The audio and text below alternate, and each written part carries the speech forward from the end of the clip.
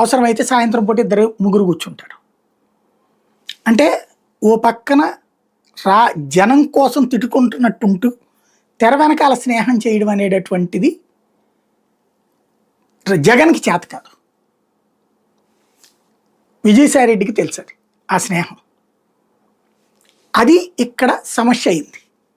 ఎట్లాగా ఈ పక్కన ఉన్నోళ్ళు చెప్తారు, అన్న చూడండి ఆయన ఇట్లా చేస్తున్నాడు అట్లా చేస్తున్నాడు అన్నటువంటి పాయింట్. ఈ చెప్పడం అనేటటువంటి దానివల్ల జగన్కి ఒక వ్యతిరేక భావన స్టార్ట్ అయ్యి ఉండొచ్చు.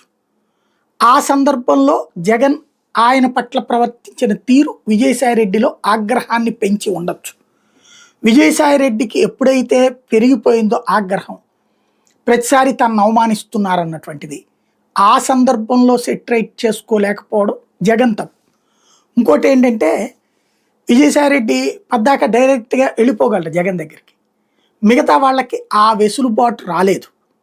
అలా రాకపోయేటప్పుడు క్రమంగా విజయసాయిరెడ్డి మీదన ఒక వ్యతిరేకత వ్యక్తమయ్యి తప్పుకోవడం, ఆయన ఏమన్నా 4 ఓట్లు తెస్తాడన్న, ఆయన అదంటాడు ఇదంటాడు, ఆయన చెప్పినవన్నీ మీరేమో ఒప్పేసుకుంటారు. ఇప్పుడు ఏదో ఆ చిన్న సంఘాలన్నిటికీ కన్వీనర్ అని అప్పచెప్పారు. ఈ సంఘాలన్నీ రాజకీయం అన్న, ఆయనకి రాజకీయం ఏం తెలుసు అన్న అన్నారు అనుకోండి, ఏదో వీళ్ళు ఇబ్బంది పడుతున్నారులే అని చెప్పేసి విజయసాయిరెడ్డిని పక్క తప్పించారు అనుకోండి.